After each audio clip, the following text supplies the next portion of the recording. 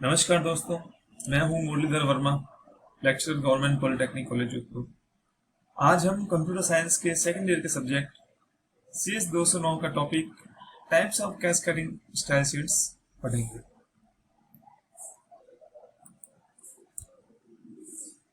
Types of CSS, types of cascading style sheet.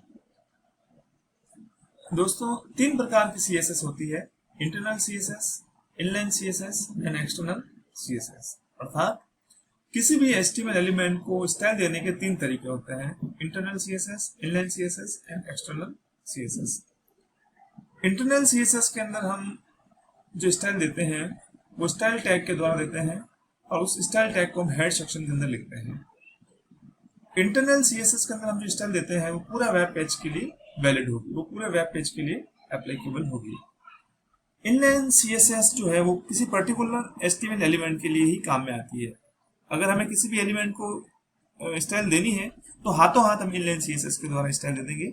अगली line में वो CSS एप्लीकेबल नहीं होगी, वो वैलिड नहीं होगी। एक्सटर्नल CSS के लिए हम एक अलग से CSS फाइल लेते हैं जिसके अंदर हम CSS रूल्स लिखते हैं। अलग अलग HTML एलिमेंट के लिए अलग अलग स्टाइल्स अप्लाई कर सकते हैं। तो आइए दोस्तों, एक एक करके हम तीनों को डिटेल में डिस्कस करते हैं। सबसे पहले हम पढ़ते हैं इंटरनल CSS। इंटरनल CSS के लिए स्टाइल टैग काम में लिया जाता है। Style type equals to tags, CSS tag को हम काम में लेते हैं। इस टैग को हम हेड सेक्शन के अंदर लिखना होता है। हेड सेक्शन के अंदर इसको लिखेंगे। इस स्टाइल टैग के अंदर हम एक से अधिक CSS रूल को डिफाइन कर सकते हैं और ये जो रूल्स होते हैं वो पूरे वेब पेज के लिए अप्लाई होंगे। जैसे एग्जाम्पल के द्वारा समझते हैं।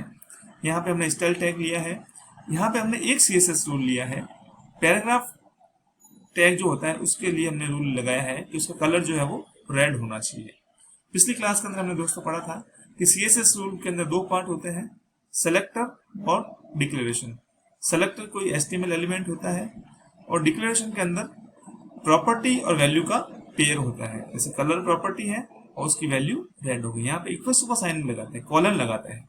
प्रॉपर्टी को वैल्यू देने के लिए हम कॉलन का सिंबल प्रयोग लेते हैं और सेमी कॉलन के द्वारा एक से अधिक प्रॉपर्टीज को हम आपस में सेपरेट कर सकते हैं।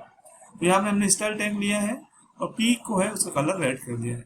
अर्थात अब इसमें बॉडी के अंदर जहां पे भी हम P टैग लेंगे उन सब के अंदर जो भी कंटेंट है उसका कलर रेड होगा। जब हम इस प्रोग्राम को चलाएंगे तो उसका आउटपुट इस तरीके से आएगा। जैसे इस पैराग्राफ के अंदर हेलो वर्ल्ड लिखा हुआ है तो रेड कलर का होगा, और भी कोई टेक्स्ट है तो सारा रेड कलर का होगा। तो ये इंटरनल स्टाइल का एग्जांपल है। इसके लिए हम स्टाइल टैग काम में लेते हैं। इसके अंदर एक से अधिक CSS रूल्स ले सकते हैं। अभी हमने यहाँ पे केवल एक ही रूल लिया कि पैराग्राफ के लिए कलर रेड होगा। हम अगर चाहते हैं कि हेडिंग टैग का कलर ग्रीन हो तो हम यहाँ पे H1 कलर ग्रीन भी ले सकते हैं, या उसकी फॉन्ट साइज भी बढ़ा सकते हैं। अगर मैं यहाँ पे कलर के आगे फॉन्ट साइज अगर 15 px लिखता हूँ तो पैराग्राफ के अंदर जो टेक्स्ट होगा उसका कलर रेड होगा और उसकी पिक्सल साइज 15 होगी। इस तरीके से एक से अधिक CSS रूल्स भी हम ले सकते हैं। अगली होती है इनलाइन CSS। इनलाइन CSS का प्रयोग हम एक सिंगल एलिमेंट के स्टाइल देने के लिए काम में लेते हैं। To use inline style we use style attribute. किसी भी HTML एलिमेंट को अगर हमें इनलाइन CSS के द्वारा स्टाइल देनी है तो स्टाइल एट्रीब्यूट का प्रयोग किया जाता है। किस तरीके से? जैसे कोई भी सेलेक्टर होगा, कोई भी HTML एलिमेंट होगा, style equals to double quotes के अंदर प्रॉपर्टी और वैल्यूज का पेयर होगा और वो सेमीकोलन से सेपरेट होगी। जैसे फॉर एग्जांपल पिछली स्लाइड के अंदर हमने पैराग्राफ को इंटरनल CSS दिया था। अगर हमें इनलाइन देना है तो हम क्या लिखेंगे? सेलेक्टर की जगह P आएगा, स्टाइल यहीं पे जहां पे हम टैग काम में ले रहे हैं वहीं टैग के अंदर ही स्टाइल इक्वल्स टू करके कलर अगर हमने रेड लिख दिया है तो उसका मतलब इस पैराग्राफ के अंदर जो भी कंटेंट होगा वो रेड कलर का होगा। या हम यहाँ पे एक से अधिक भी दे सकते हैं। यहाँ पे जैसे मैं font size equals to 15 px लिखता हूँ तो उसकी साइज भी है 15 px होगी। इस टाइप की जो CSS होती है वो केवल सिंगल एलिमेंट के लिए अप्लाई होती है, पूरे डॉक्यूमेंट के लिए वैलिड नहीं होती है। उस लाइन के लिए ही अप्लाई होती है, अगली लाइन के अंदर वो स्टाइल खत्म हो जाती है। एग्जाम्पल के द्वारा समझते हैं। जैसे दोस्तों एग्जाम्पल लिया हमने, यहाँ पे P equals to style colour red. इस पैराग्राफ के अंदर जो हमने स्टाइल कलर रेड दे दी है, हेलो वर्ल्ड लिखता हूं मैं अगर, तो उस हेलो वर्ल्ड का कलर रेड होगा। अगली लाइन के अंदर हमने फिर से एक पैराग्राफ लिया है, यहाँ पे हमने कोई स्टाइल इनलाइन सीएसएस नहीं लिया है, तो उसका कलर बाय डिफॉल्ट ब्लैक ही आएगा। मतलब ये जो स्टाइल हमने दी थी वो एक लाइन के लिए ही वर्क करेगी। इन लाइन, जिस लाइन के अंदर हमने स्टाइल दी है वो उसी लाइन के अंदर काम करेगी, अगली लाइन में वर्क नहीं करेगी। यहाँ पे hello world by default black colour का होता है तो ब्लैक में प्रिंट होगा। अगली लाइन में फिर से हमने स्टाइल दी है कलर ब्लू, तो उसका कलर ब्लू होगा। तो ये दोस्तों हमने इनलाइन सीएसएस का एग्जांपल देखा। इनलाइन के अंदर जिस लाइन के अंदर हम टैग ले रहे हैं उसी लाइन के अंदर स्टाइल दे सकते हैं, वो अगली लाइन में काम नहीं करेंगे। अगला टाइप है एक्सटर्नल सीएसएस।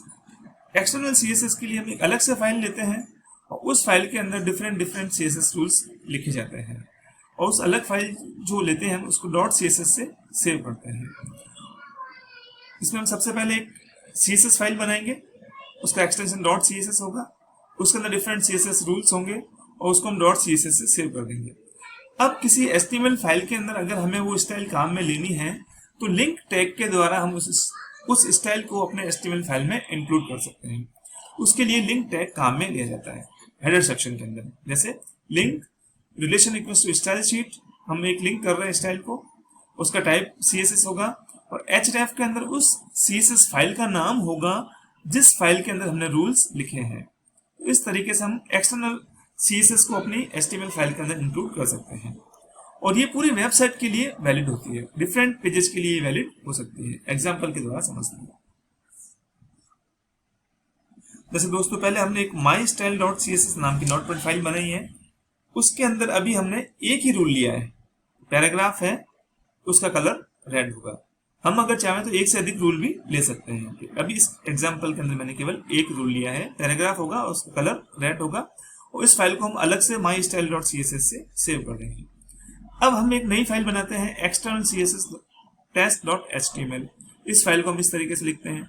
हम क्या करेंगे, इसके अंदर हेड सेक्शन के अंदर लिंक कर देंगे। अभी जो सीएसएस फाइल बनाई है उसको हम हेड सेक्शन के अंदर लिंक कर देंगे। तो लिंक टैग लिया हमने, रिलेशन स्टाइल शीट है, उसका टाइप टेक्स्ट है सीएसएस है, और href के अंदर इस फाइल का नाम लिखेंगे।